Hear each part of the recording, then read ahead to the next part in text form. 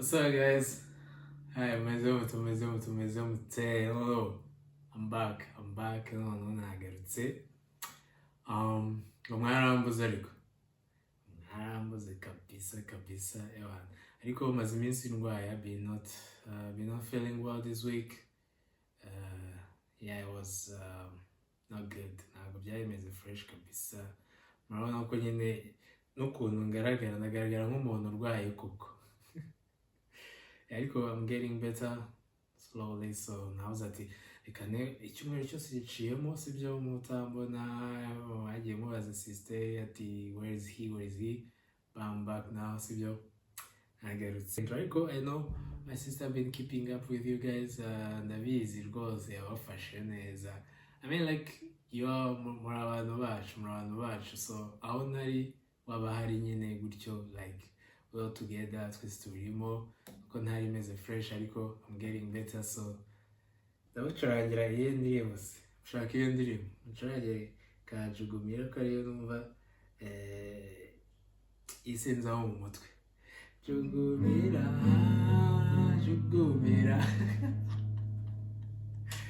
oh god like iragoye bro, like uzi ko intoki zanjye zabaye yana zarashize burundu. Uyu munsi ntabwo buriya gitari nta nubwo ariyo, ntabwo nje kubacuranya, nzabacurangira ikindi gihe meze neza sibyo. Maze kumererwa neza kabisa ku buryo nzakubita umurya w'inanga, ariko nuko nari ndimo ndiga nyine mumfatiranye ndi kwiga. Uyu munsi rero tugiye kuganira guys, ngiye kubatera story. Gusa mbere yuko ngera aho ngaho nshaka kubashimira for people been subscribing. We are on 1K, like appreciate a lot kabisa.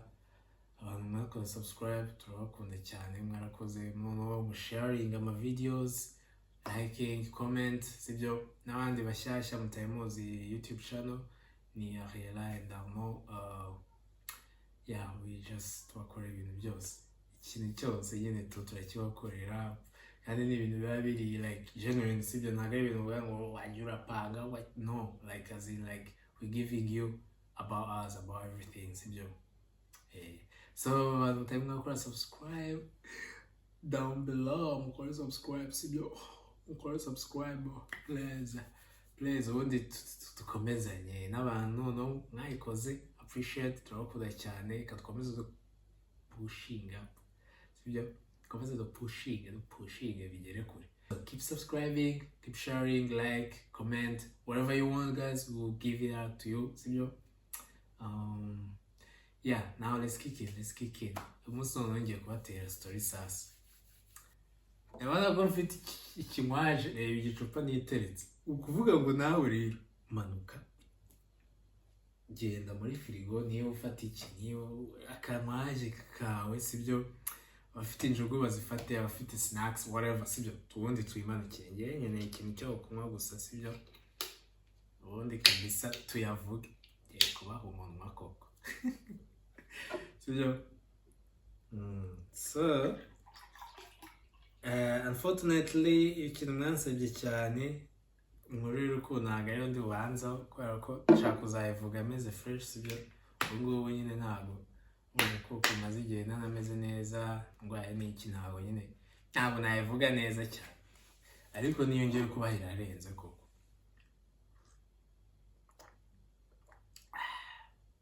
Iyi ni ji ya pome, kaji ka pome.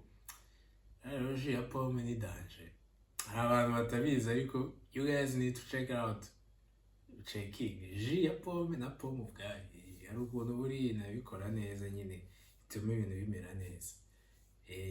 If you know you know. Anyway, so guys, tugiye kubabwira ukuntu ngiye kubatera story y'ukuntu naje hano sibyo. Ngiye kubatera story akandare akaga ibibazo n'iki byose nahuye kugira nze hano. Ntabwo byari no wapi kwari ukugenda.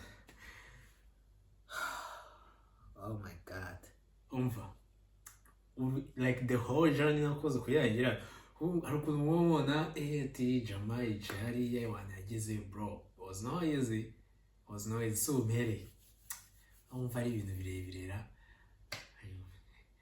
mu Rwanda, Tanzania, hano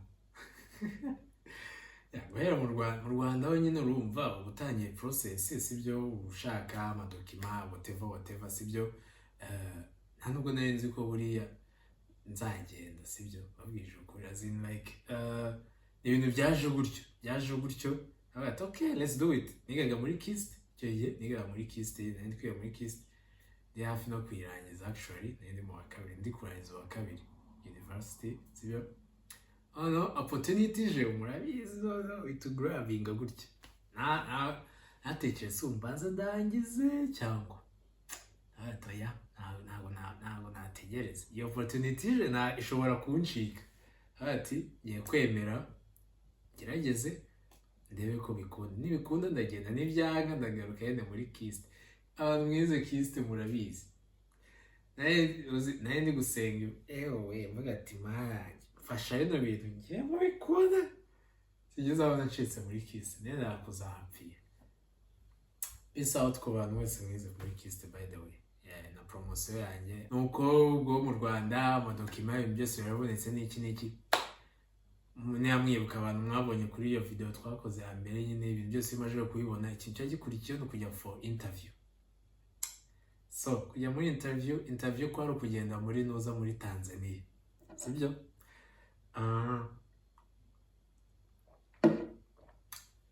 Tanzania n'ubwa mbere nari mpagiye sibyo, n'ubwa mbere nari ngiye mu ndege, kirageze nyine ubwo mfata akavalize kanjye ndekera nyine tu. Ubwa mbere nari ngiye mu ndege, sasa ntabwo ushobora kumva ukuntu ukiri umwana naboze igihe nzagendera mu ndege koko. Abantu ndagenda nyine ku kibuga cy'indege, abafamili bumva baguherekeje n'iki, abantu ndagenda bati okay katugende, amatsiko excitement iri hejuru iyo ngiyo urumva. Turarenga nyine ku kibuga n'indege, baracekinga n'ikintu byose biri in check, nta kibazo. Ubwo nyine hagera igihe cyo kujya mu ndege, ngiye kubona mbona hari akadege gatoya kakandi kangana gutya kagenda hasi, kari akadege kuko turagakurirwa mu ndeba abantu. Ubwo hari n'abandi ba people nabo bagiye muri iyo, bagiye for interview, bahita mumenyana ubundi n'ibintu bitabyikora tureba ukavuga ati iyo ngo nagiye guhiga tu. Harimo abantu bamwe nawe twamenyanye like as in niyo nibuka neza twari almost like 12, twari abantu nka 12 gutyo mu ndege, ni bari bagiye for interview. Ndinjira mu ndege ngezemo, nabonaga muri filime mvuga ati sibyo zabona on God. Okay tuba barinje mu ndege, icyambere ngezemo mvuga ati okay shaka kumva intebe zo mu ndege. No intebe zo mu ndege ziba zitandukanye wapi, ni nko muri bisi, ariko haba harimo comfort da. Gusa nyine kari akadege gato, kuko urumva twari tugiye muri Tanzania, ntago baguhereza rwa rudege rungana imisozi, banza ari n'amasaha, niba atari isaha imwe amasaha abiri sibyo. Ndicara nyine hagati nyigezemo nanjye ariko ubu ukivuga ati sinjye ubona ihagurutse, ubwo hari igihe uvuga ati ese ubundi bahita bavuga ati mugaruke. Ati sinjye ubona ihagurutse nyine kundicara. Iki cyakabiri cyose kiza mu mutwe ati icyakora ntegereje kurya icyakora cyo muri muri filime bavuga ati abantu ajya mu ndege ibiryo baba bari kurya, shaka kureba ibintu bari buduhe. Don't even tell me sibyo ko ibiryo baduhaye akaji yari ji ya pome, I mean like uhitamo nyine tu, haba hari ji, fanta, amazi, icyayi, mukaru, igikoma, ibintu byose. Igikoma bazana, igikoma nta kirimo, vin, likeri, everything sibyo biba birimo. Wowe icyo ushaka rero urafata tuko urabyishyuye sibyo. Njye nifatiyemo akaji sibyo, ni agakopo kangana gutya bro. So ntabwo nabyita igikoma, ntabwo ari igikoma, ni agakopo. Nuko nyine ubona gutya bagasukamo akaji nta nubwo bakuzuza basi reka bashyiramo agace abantu baraturya koko bazana akantu k'akagati katamaye doze akagati kangana gutya nk'uko nguko ya migati yabaga mu Rwanda ibamo inyama sinzi ukuntu yitwaga pe France ntabwo mbyibuka imigati yabaga irimo inyama sinzi ukuntu yitwaga niko nyine bazanye ariko kari karyoshye so indege rero igiye guhaguruka urumva batavuga ati batangira kubereka mwambare ibiki n'ibiki byose uko mucomeka uko mutevote bakababwira ya mategeko yose muba mwarebye filime z'indege nyine sasa rero ubwo nyine ibanza igenda gakeya nari nicaye ku idirishya nkunda kwicara ku idirishya kuva nkiri umwana ntabirwaniraga ahantu hose ngomba kwicara ku idirishya numva mfite ntuzi numva mfite control ubwo nicaye ku idirishya ntangira kureba mu hanze siko bikunze wenda agiye bro indege ubwo irimo iragenda urabona kugira ngo ijye guhaguruka nyine ibanza ifata like umurego kuko ikagenda fast ubu ku idirishya nicaye hari n'ibaba nyine tuko yamababa yagutya bro ukuntu iri kwihuta ntangira kubona akantu karimo kareguka kibaba ndeye ntabwo ndi buyivuge ntayiteza abantu ariko shahise ugira ubwoba bagati ndapfuye none se kandi baba ko ritangiye guhaguruka tutaranagera mu kirere hari ukuntu kasaga kakikubita kasa gashaka kuva ati ndapfuye ni akantu ko kwibaba nyine ntabwo ari ibaba ryose akantu ko kwibaba k'akabati nawe ati shaho naho ndapfuye ndashize wewe ati mwambare imikandara ariko ngiye nari papa nawe ati ariko si umukandara w'iki ndecana nabaje kubyaga actually n'ubu ati nta bintu biba birenze abantu bari bapapye mu ndege ntibazabeshye nta bintu biba birenze mu ndege cyangwa se ikintu nabonye irimo haguruka izamuka gutya numvishe ibintu byo mu nda byicuritse like as in ko itimera gutya numvishe neza bimanutse gutya byicuritse ariko nyine bitangira kugenda neza nuko nyine bifite amasekusi igenda yizunguza urugendo rwawe rwo mu ndege rubaye nta bintu byinshi nta panikaje ubundi mu mutwaro narimo nditekereza none ntuzi muri interview tuba turagiye rwose byari amasaha 2 so ntabwo nabonye umwanya wo gusinzira nandi bundi atekereza cyane kuri mana ngiye interview none ndayigenza gute sibyo ubwo turagenda nyine tugerayo mu ndege nyine nta muntu wavugaga buri muntu wese wabaga afite udukayi abatego interview biba bikaze ntabwo ugiye muri interview guhita ubikora wari ufite impapuro dokima zanganaga gutya dokima nari mfite ibintu nateguye mfite amakaye naragenda akora ama research n'ibiki byose genda nsoma mu ndege ukumva mu nda biranze ukumva umutima urakubise whatever okay tugerayo izo ku kibuga cy'indege nasohotse mu ndege bro ikibuga cy'indege cyo muri Tanzania sohotse mu ndege haje ikiboro gutya kirankubita cy'ubushyuhe nkigisohoka nyine ndavuga ati none se banza ruhara uko ndi munsi ya motel like azin ndi munsi y'indege nyine tu banza ariyo mpamvu kumbe n'ubushyuhe azin like ubushyuhe bwo muri Tanzania nyine uhita wumva difference ukisohoka mu ndege ko mbere urumva twageze muri Tanzania indege iri muri Tanzania ntabwo bambye uko muri mu ndege abayemo amahesi n'ibiki byose ahubwo ngisohoka mu ndege ikintu cy'ubushyuhe cyaza cy'umudu ati ndapfuye none sikumbe niyo wende wo muri Tanzania wowe nta n'iminota 3 bro nta n'iminota 3 natangiye kubira icyuzo ati ndapfuye harashyuha abantu bahize Tanzania nako murabizi harashyuha bro nahoze ati ngomba kugenda gukora interview vuba nkabona response yanjye ngahita nigarukira kuko numvaga rwose abantu ubushyuhe ntari bubukire ubwo araje kudufata famille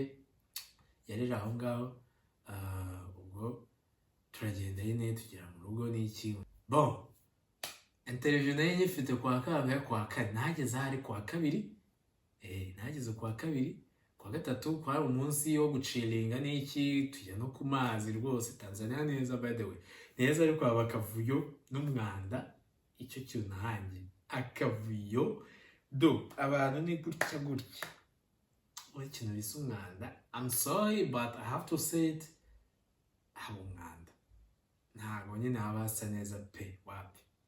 Ariko as in like in general, ibyanya nyaburanga ni fresh nyine tu, ni fresh, n'ibiryo byaho nyine biri too interesting, shabe interesting. Ikintu cyambaje ni ukuntu nahavuye ntagiye noza Zanzibar, baba we, narababaye sha, narababaye koko, ariko nzamanuka Zanzibar vuba. So nukuvuga kwa gatatu twashinze, umuntu ajya ku mazi, turatembera n'iki, sibyo. Nimugoroba kwa gatatu umunsi wa panikaje, umva muvugana no mu rugo nyine bagutera udukuraje n'iki, ariko umutima bya bro, umutima warakubise kubera interview, umutima urakubita bagati ndapfuye ndashize. Kuryama birananira bro, naryamye niba ari saa 10 byaranze, nshaka kuryama biranga, na praise indirimbo za gospel, wala nibwo nabashije kubona ibitotsi, umutima waratuje, like ibintu byose nakuraga koze ikintu gishoboka cyose, kandi ubushyuhe niko babona gukubita. Oh bro, nararaga munsi ya vandarateri, bandi kugira ngo, kuko man ubushyuhe bwabo burenze. So najya muri salo hariya munsi ya vandarateri, akayaga kakabubita nyine, noneho ubundi namara gusa nk'ukonje gato nkasubira mu cyumba. Kuko barabora arashyuha bro. Abo birankose ndapfuye.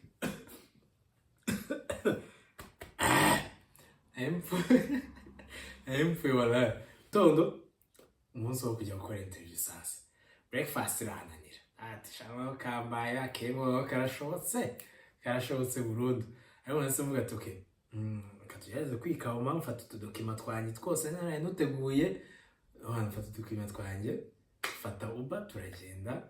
So ndinjira rero, ubwo njya kwinjira, mbazane ubanza ukerekana document, ndeka amadocument yose, bagatoke you ready to go. Ubwo nyine ubundi mbere tuba turi hanze ya gate, papa bose bagati yero papa bose bakwifuriza good luck kabisa. N'ubundi shaye ubwo baba buri hari ahantu hamuntu ndiku, ubwo baba buri hari abona baba we barimo papa bari kurira abagize ute cyaze bro, birareze ukubona umuntu ushaka yarageze hano. Sinzi ko hari abantu bikundira ko baza. Okay, harimo abantu baba byaroroheye, harimo n'abantu baba bafite buriya muntu tuntu tw'udukonegisiyo n'iki, ibintu biba bikikora bro. Ariko ntabwo yabyoroshye, kuko umuntu aba yari hano ntabwo aba yaraje gutyo gusa ngo byarakoze so easy biragenda, wapi bro. So ndagenda muri interview, ndinjira, ubwo ugeze hanze ya gate winjira ukajya muri imbere, akazu k'abasekirite nakita na reception nyine tu, noneho ukabereka ibintu bakenda ugakomeza n'ukinjira mu nzu imbere. Ngerayo kabisa, nkigerayo harimo umudamu bari baravuze ko arapanikisha koko nyine, like abaza ibintu biri seriye, noneho yakurebaga gutya, umuzungu akura straight mu maso,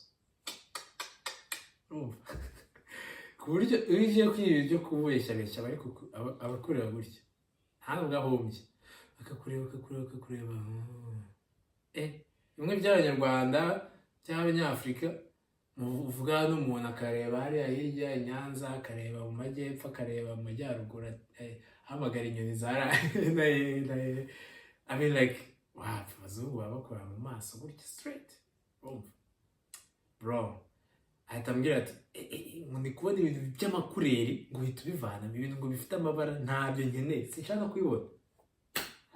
Nose kandi kuba udatangiye no kunkanga ntanavuga ukabyera, ubu rero umva nafite ibintu by'ibitabo, ibintu byinshi cyane nyine tu, document yose uzi ko yagufasha nyine kugira ngo ubone visa. In terms of documents urayitwaza kabisa, ikintu kizi ko document yose ishobora kugufasha ko wabona visa nyine urayitwaza. Ubwo rero afite ibintu by'ibitabo bikini byari bifite amakara nyine turabona ati ibyo bintu bivanemo ntabwo nkeneye no kubireba. Nzi ko biri bumfashe ati tayari bya mbere babivanyemo bataranabisoma koko base babivanaho ati sha dore ngaho ni mwene Pete sha nuko mbabiteretse ku ruhande muhereze ipapuro nyine ati ngo wicaye aho ngaho utegereze. Iyi minota ine nicaye ntegereje shawe mbega iminota ibabaza wagira ngo ni akantu baba bateguye kabanza kagushyira bro iminota ine ariko nagezeho ndicara nyine mwana ukuguru kwari kuri muri kudidimanga ati no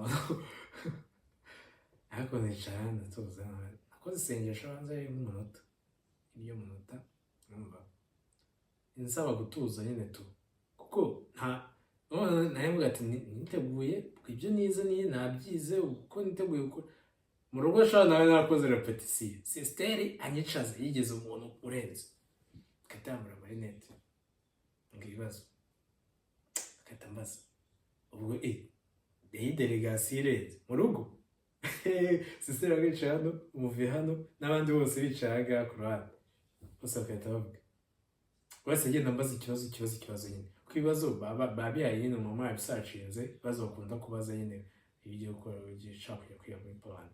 Ubwo mwavuga ati nariteguye bihagije iki n'iki ugisigaye none gukora saba Imana kuma gutuza ubone gukora bro. Rero mabwiye rero buriya mujye musenga ko Imana irakora bro, no kuba ndahanga bro like azini muri iki gihugu ibitaba Imana ntabwo kuba mpari nasenze kabisa nkimara gusenga sinzi ukuntu byaje ariko natangiye gutuza nyine numva ndatuje kwa gutitira n'iki biragenda kabisa numva ndatuje muri njye negereje ko gusa ambwira ati haguruka wowe uze tuvuge ewa bro amaje gucekinga utudokima n'iki cyose abarambwira ati bwagira imbere yantukane abazo baba bari kugusekera hihi seka n'indyarya bafite udutego ngo ntupanike ngo tugiye kuganira. Umuntu muganira atangiye kukubaza atakuramo ukibaza se wa muntu bamutera urushinge rubabaza ku buryo yahise arakara bigenze bite bro.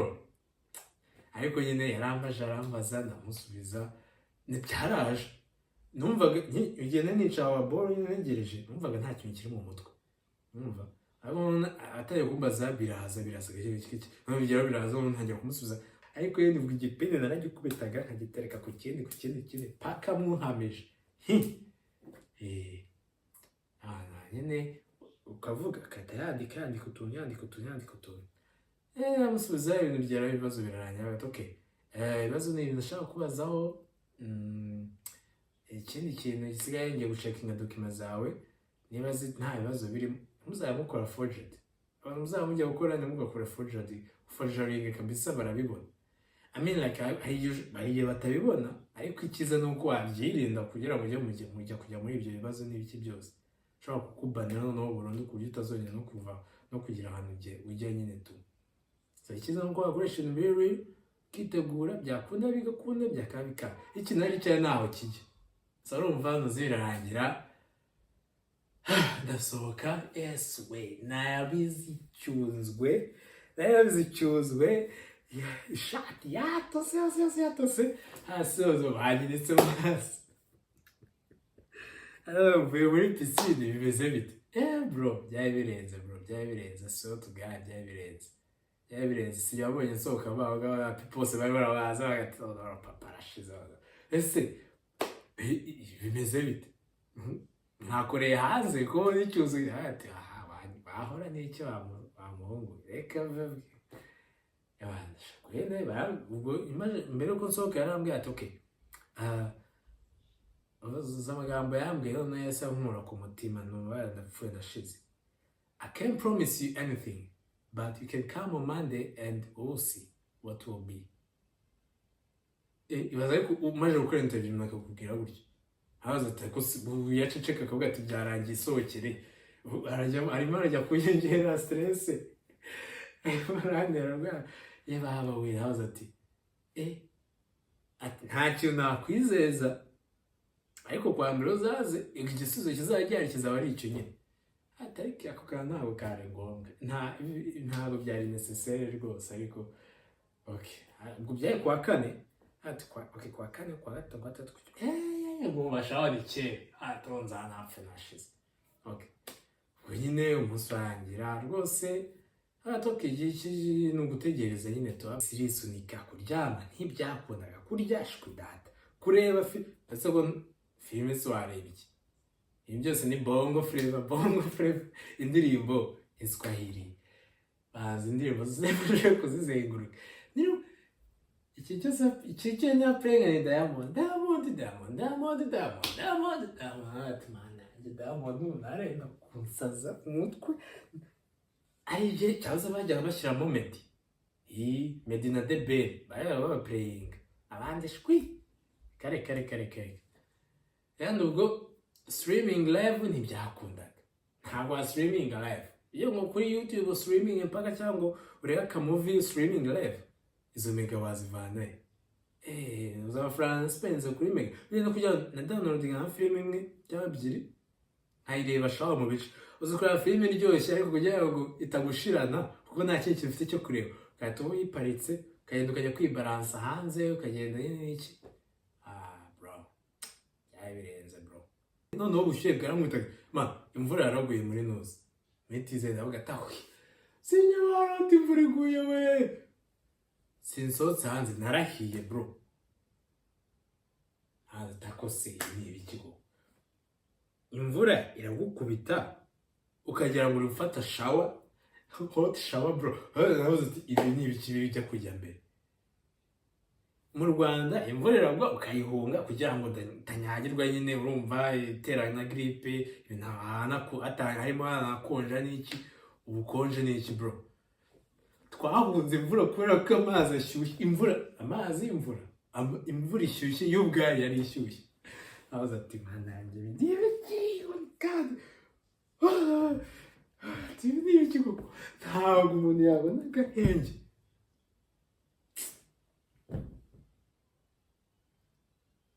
anyway kwa mbere barageze turageze rwose ngo tujye kureba ibisubizo gezeyo baravuga ati ntabwo uri kuri list y'abantu bafite ibisubizo ko agaruka nk'ejo buri ejo ndagaruka shwe data kwa gatatu reka data kwa kane reka data atako si bini ibiki noneho kandi noneho rubaga impande zitangira kumfata umutima umutwe amaguru amaboko ibintu byose birahanje ndavuga ati ndapfuye ndashize nabaga nagiye gupfira mu rugo bakageza kumamagara bakankonsora bakankomeza bro twakoze group n'aba people twazanye mu ndege urumva group WhatsApp nyine byo twaganiraga dufite proto wenda tugiye umunsi uratemera hano tukata duhuza nyine n'iki ko twagana hatandukanye nyine hamwe babana hano kure basanga guza n'idanje ntangira kubona muri group wa mbere yanditse shangiye kabisa igisubizo wapi ni no nsubiyeyo wa kabiri wa gatatu wa kane wa gatanu wa gatatu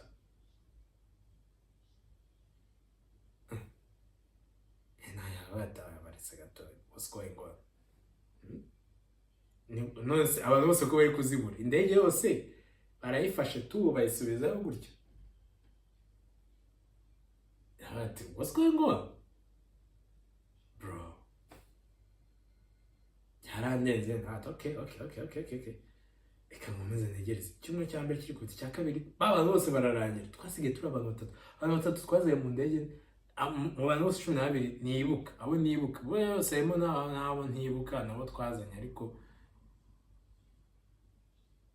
abantu batatu twe twari dusigaye tutarabona ibisubizo ati ndapfuye none ndashize bro uzi ko stress yongera abantu bose mwazanye kranga yose mwazanye isubiye yose ibuze visa bose babuze visa ukwezi kwari kubise ntigitegereje kandi imagine mbabwiza ukuri abantu mwazanye barazibuze abo basanze bamwe barazibona abandi barazibura, hagezeho noneho haza n'abantu bashyashya bakazibona bagasubira mu Rwanda.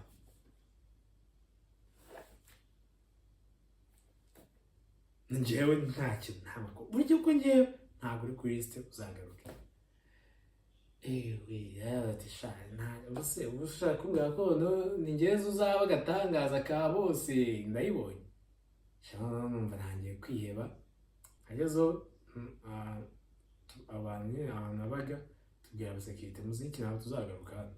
Like tugiye kubasigira nimero nimubona twaje kuri lisite muzaduhamagaye. Aho twe dutuye kure kabisa. Dutuye kure kugira duhora tuzana amafaranga twaspendinze muri transport ararenze. Ati muzatubwire tuzaze tubizi neza. Aho kuhora tuza tugasanga ntabwo turi kuri lisite ntabwo bivamo. Already ukwezi kuri kubise kandi ntabwo. Kera kabaye ugiye kumva baraduhamagaye. Baraduhamagaye baratubwira sasa igisubizo cyawe no hari kwa kane hari kwa kane. Ni mu isoko ni kwihahira utuntu mugatekana ihahira byibuze utuntu niya nehura nzava nihaye utwenda n'uduki. Abasekirite ati chestoire no so waje kuri liste bivuze ko igisubizo cyawe cyabonetse uzavemo kwa mbere uzofata igisubizo cyawe.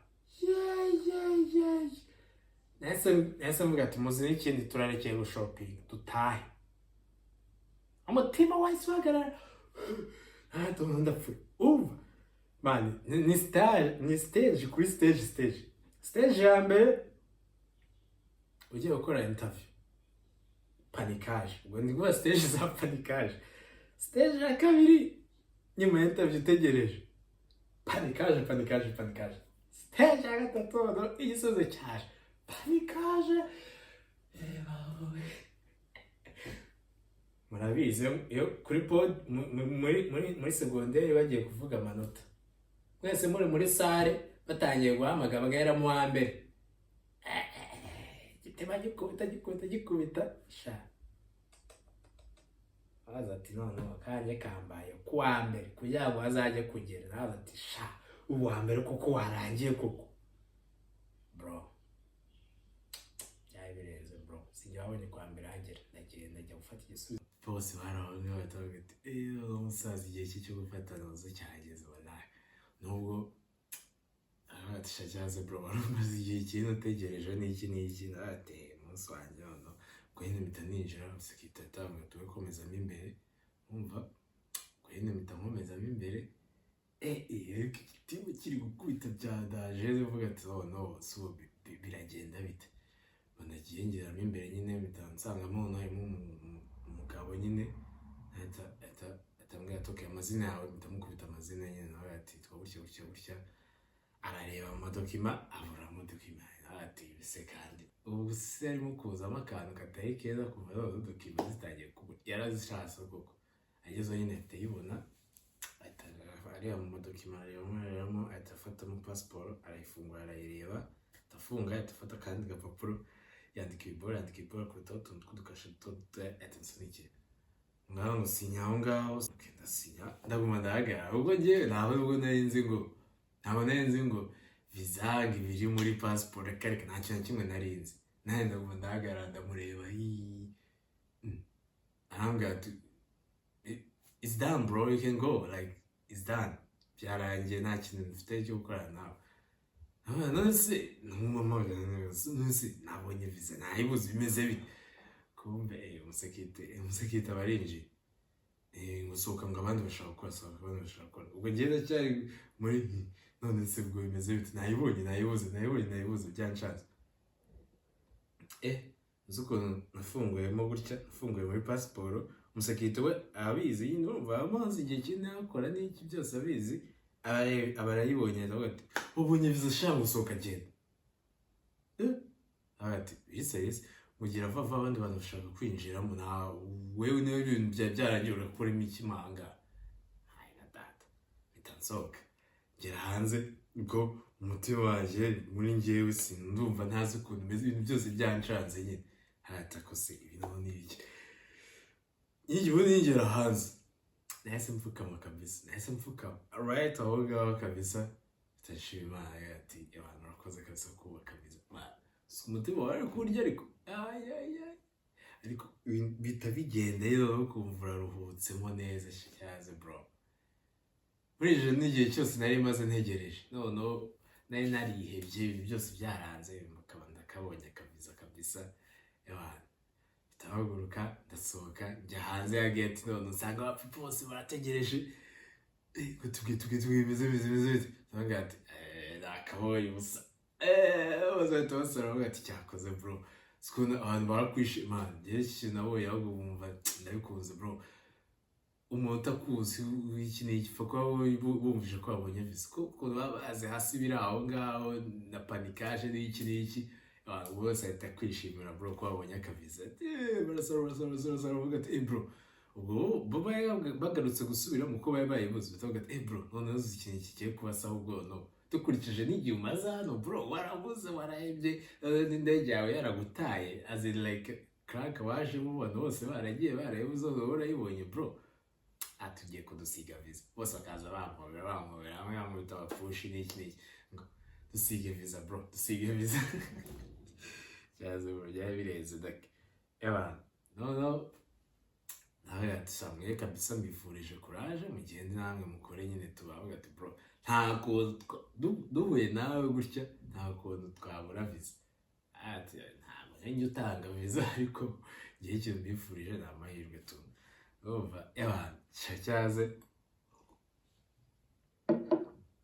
numvaga ntazi ukuntu mese unavuga gute nishimye ntabwo nanarize ahubwo kuri amarira yaje gushoka nyuma na famiye nabagamo bo bahita babonye viza baraserebura n'iki n'ikintu cyo gikurikiye cyo kwinforminga famiye sasa muri je nibaza ndakubita information bose barekereje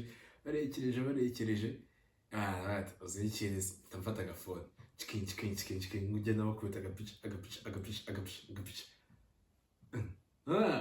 ese no teri na mail baba babizi uba ariko sister rwose akina abazi n'abandi bari aho ngaho family ntabwo babizi nusi ngo ubonye viza no cyane wayibonye ati mani viza nayibonye iyo ako gafoto mubona nyine ku gastamp kari muri passport iyo ni viza bro that was the best feeling ever I'm telling you like umva ikintu waza ushaka ukiri umupeti ukahita ukibona as in like ntabwo ukahita ukibona ahubwo nyine bigakunda nyine tu ko tukiri abapeti twifuza kuzaza hano hanze nyine kwiga whatever like nyine ukareba ukuntu bimeze nyine tu so byari bikunze sha use nashimye Imana nyuma nyine nicaye nibwo ibintu byatangiye kuza ubwo maje kuvugana na family n'iki nicaye ibintu byatangiye kuza noneho muri ngewe turatangira gushoka atakosora papa katangiye kwira haciyemo umwaka rubo cyaze byari byiza nkurikije n'ukuntu nyine igihe cyose cyagishize mfite panikaje irenze iyo yari moment yo kuruka n'iki people by the bro tugomba guserebura tusha mubaze mubone viza zanyisha shaka guserebura utarabona viza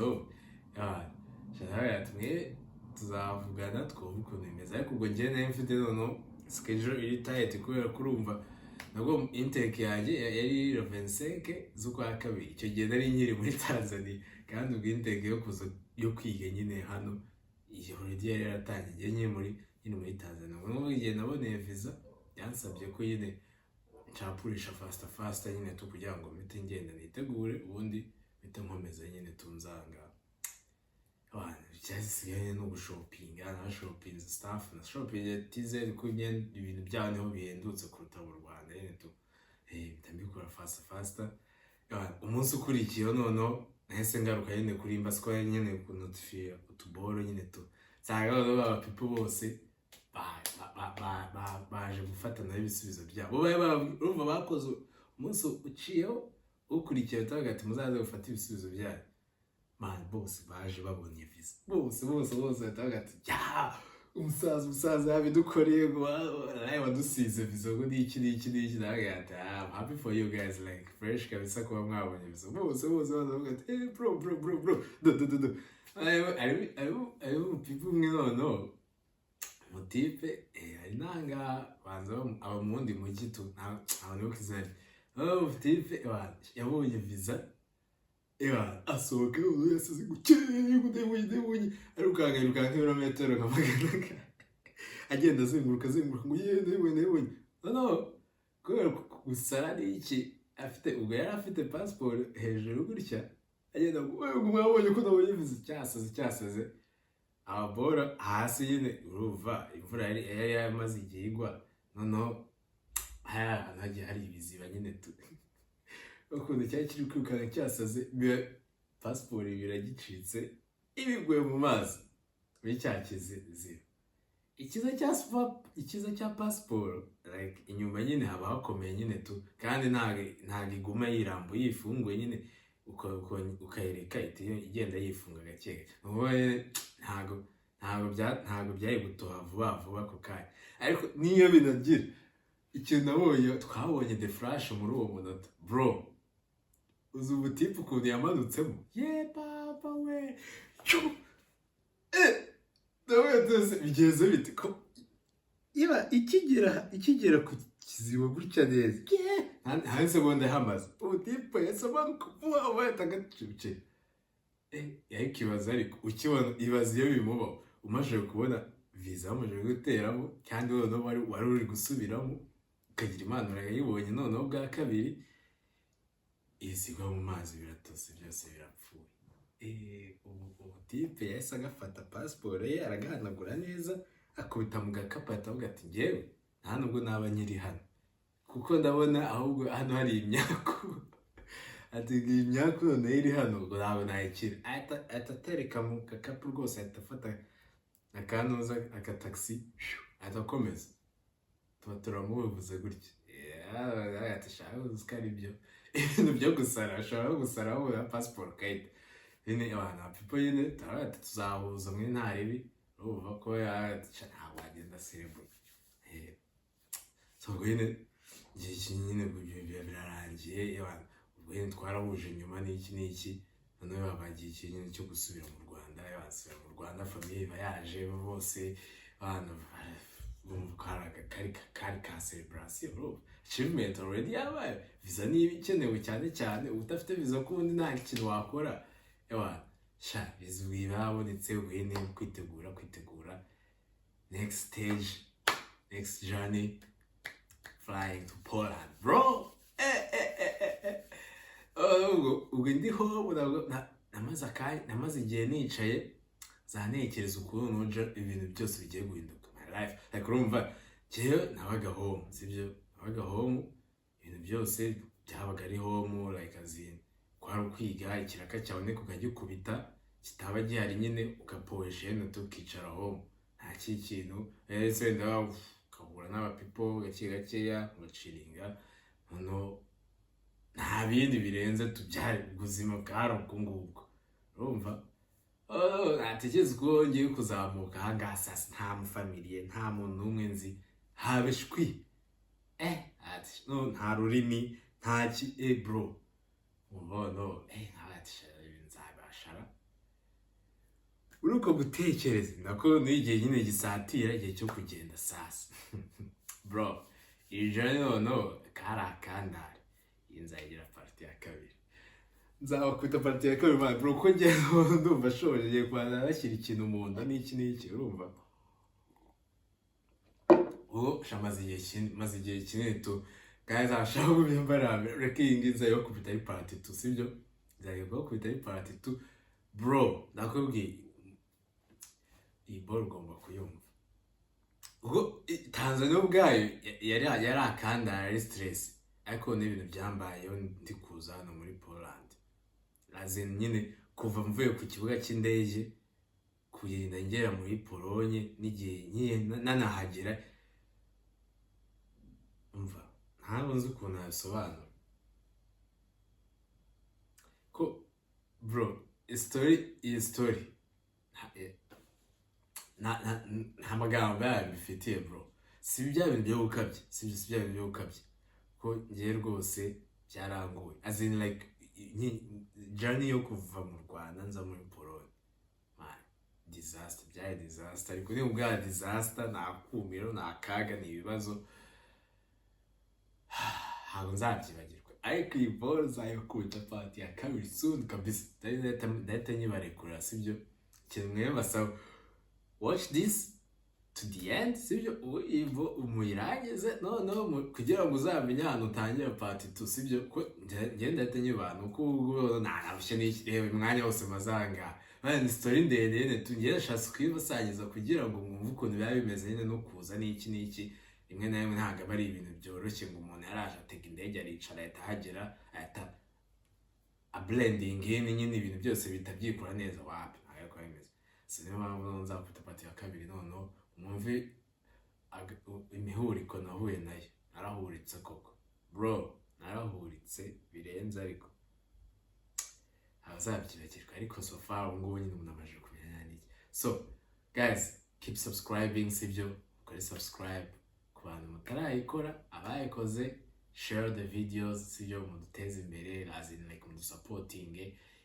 YouTube channel ni yacu, ni niyanyu, ntabwo ari yacu gusa, ni ya twese, ni dusangira. Comment ibintu byindi mushaka tubabwira. Iyi story nirangira na part ya kabiri maje kuyibakubita, ubu butaye tuzaganira ku bintu wenda by'urukundo ntawamenye. Sibyo? So turabemera cyane, and tubona no tasibyo. Stay tuned. Peace out.